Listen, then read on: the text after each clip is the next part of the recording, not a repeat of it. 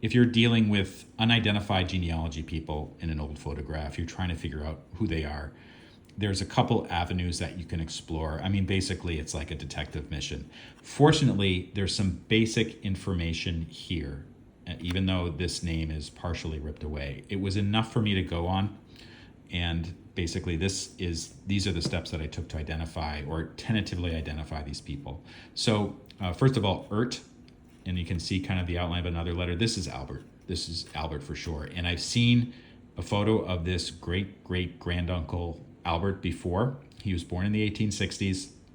And the other photo that I have of him, it looks exactly the same. It was from maybe a decade or two after this photo was taken. So that's how I identified him. And then it was a matter of identifying Father and Uncle John.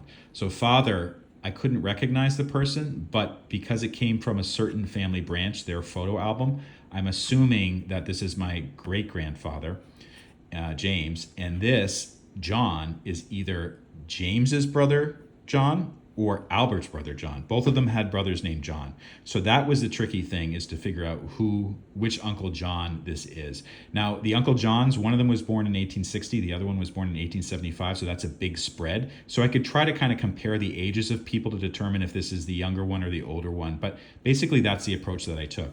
Now, the other approach that I could take is I could ask living relatives who might remember them. He died in the 1950s, and so my mother or my aunt might actually recognize his face. I'm not sure when John died, but my great-grandfather died in the 1930s, and this was basically before any living relatives were born, or they were very, very small when that happened. So I couldn't do that type of identification. But oftentimes what I do when I get an old photo like this is I'll text it to my mom or to my aunt or to some other relative who might remember, and see if they remember. And sometimes they have details. They say, oh yeah, that's Uncle John, and that's his younger brother John, or whatever. And then I can use that information. And of course, a key thing to do, it's not enough just to figure out, oh, okay, now I know who they are or who they probably are.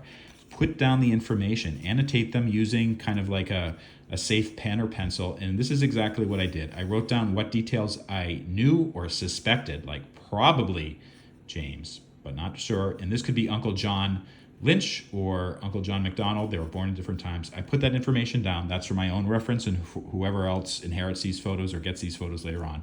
I put my name and also the date that I made these notes as well. So this kind of is how I work through old photos, if I can. Sometimes it's a complete blank, but sometimes there's enough to go on, and that's what happened here.